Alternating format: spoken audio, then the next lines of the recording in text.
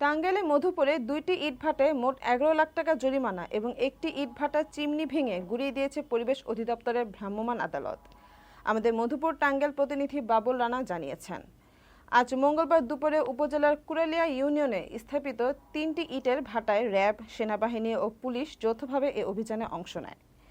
এ সময় বৈধ কাগজপত্র না থাকায় ভ্রাম্যমাণ আদালত কুরালিয়া ইউনিয়নের চাপড়ি এলাকায় তিতাস ব্রিক্সের ৬ লাখ টাকা এবং সিটি ব্রিক্সের মালিককে ৫ লাখ টাকা জরিমানা করা হয়। এছাড়া একই ইউনিয়নের দড়িহাতিল এলাকার মধুপুর ব্রিক্স নামক ইটভাটার চিমনি বেকু দিয়ে ভেঙে গুঁড়িয়ে দেওয়া হয়। টাঙ্গাইল পরিবেশ অধিদপ্তরের উপপরিচালক মুজাহিদুল ইসলাম জানান, টাঙ্গাইল জেলায় মোট ২৭৪টি ইটভাটার মধ্যে ১১৮টি বৈধ আর ১৩৭টি ইটভাটা আদালতের রিট নিয়ে পরিচালিত হচ্ছে।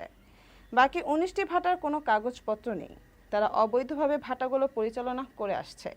এই মোবাইল কোর্টটি পরিচালনা করেন উপজেলা সহকারী কমিশনার ভূমি রিফাত আঞ্জুম পিয়া।